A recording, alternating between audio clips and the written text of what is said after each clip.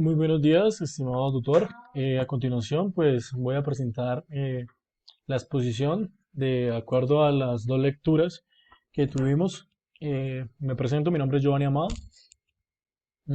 A continuación, pues voy a exponer, voy a dar mis argumentos frente a la lectura del desempleo y protección social en caso colombiano.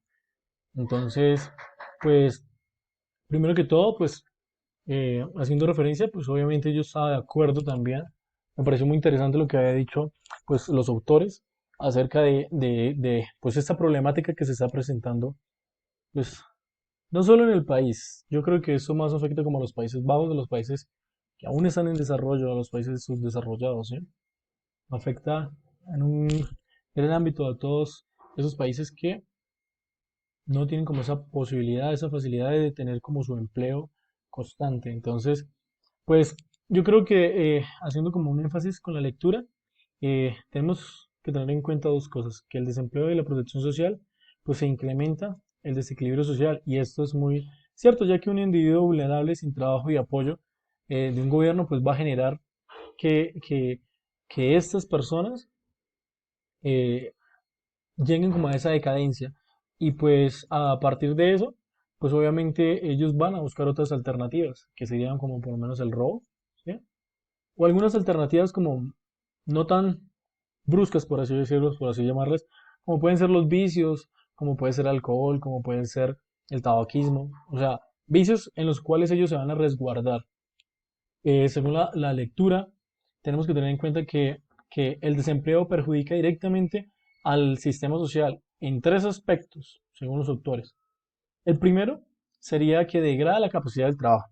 El segundo, devalúa el valor económico del trabajo y debilita la cultura del trabajo. Por otra parte, nos argumenta sobre la protección contra el desempleo en el marco del estado y de bienestar. El caso colombiano de los mecanismos de protección social y contra el desempleo. Son temas que se vieron durante esta lectura.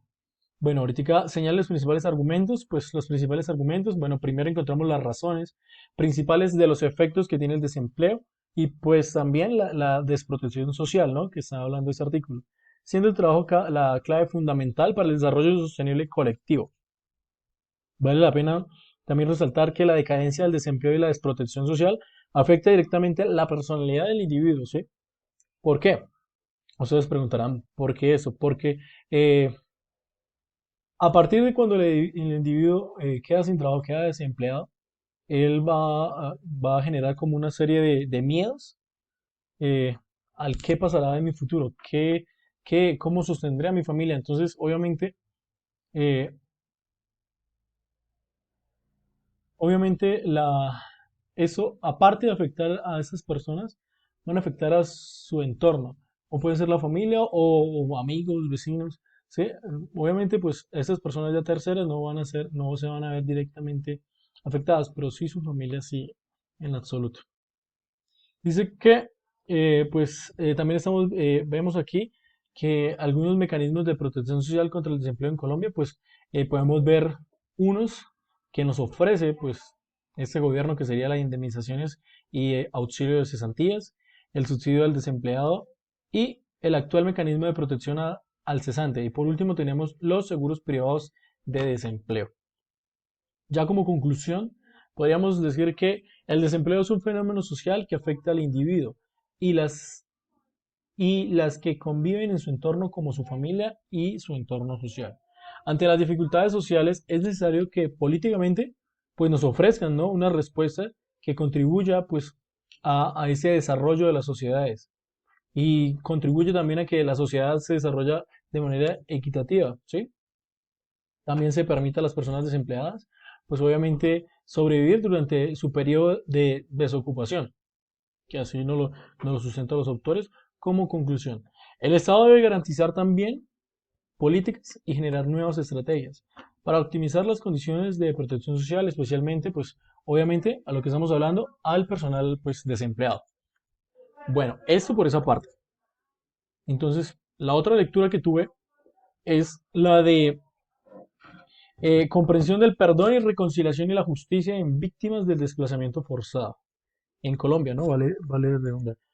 Aquí, pues simplemente el autor, pues los autores nos exponen unos conceptos y definiciones, las cuales se van a hablar durante todo ese artículo, que serían pues obviamente el perdón, la reconciliación, la justicia y religión para aquellas personas que fueron víctimas del desplazamiento forzado en Colombia.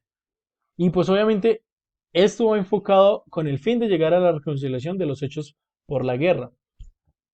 Entonces, bueno, algunos conceptos que estuvieron los autores fueron como el perdón como método de superación y ruptura del ciclo de la violencia, los factores relacionados con el perdón. Vale, aquí cabe aclarar que el perdón como método de superación y ruptura de violencia, en el artículo nos dan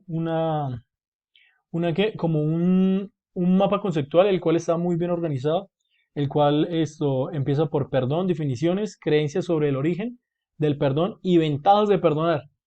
Hay que tener, pues obviamente, claro que el perdón acarrea bastantes cosas, buenas y malas, ¿sí? Porque todos no somos seres de que estamos más asequibles a hacer este tipo de cosas, y más con personas que, pues obviamente, han dañado, pues, nuestra familia o nuestra integridad física. Otro también punto que tienen aquí en este artículo son los factores relacionados con el perdón. Y pues aquí encontramos emociones negativas y emociones positivas. ¿Por qué? Porque según estos autores nos vienen hablando acerca de todo como ese conjunto de cosas que componen pues dicha frase o dicha oración, por así decirlo. En este caso, pues simplemente sería los factores relacionados con el perdón, y pues tenemos en cuenta que hay emociones negativas y emociones positivas, las cuales pues nos van a ayudar o nos van a degradar, digamos, la solución de esos problemas que tenemos pues, valga la redundancia, solucionar con el conflicto. Entonces, mm, esto es muy importante, pues a mí me pareció me pareció bien, o sea, me pareció que fue, pues no sé, como el punto central de esto.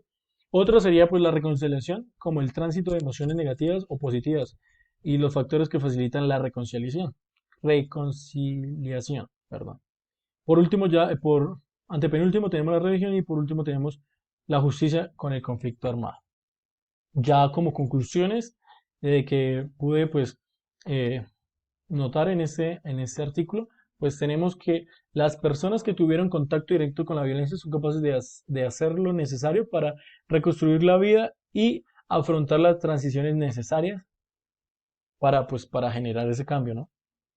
Otra conclusión sería que la presencia de Dios facilita la reconciliación en ambos bandos de víctimas, ¿sí? Pues obviamente de víctimas y victimarios.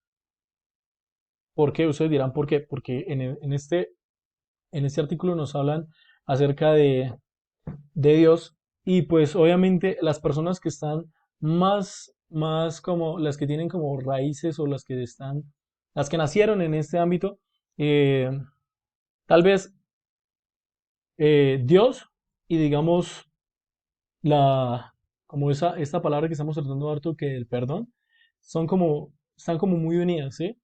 Entonces, las personas que son católicas, más católicas, o cualquier religión, no voy a hacer, eh, a definir cualquiera, son muy susceptibles a esto. Entonces, ellos, pues, obviamente facilitan, porque de eso es la conclusión, facilitan que, pues, este perdón, esta reconciliación con esas víctimas, pues, sea más fácil.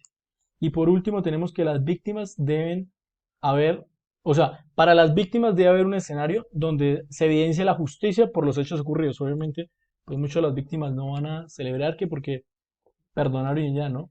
Creo que todas las víctimas eh, piden esa justicia, sí, al menos que paguen por sus actos. Entonces, eso fue lo que yo pude contemplar y analizar pues exponer eh, de estas lecturas. Y espero que tengan un excelente día, tutor, y gracias.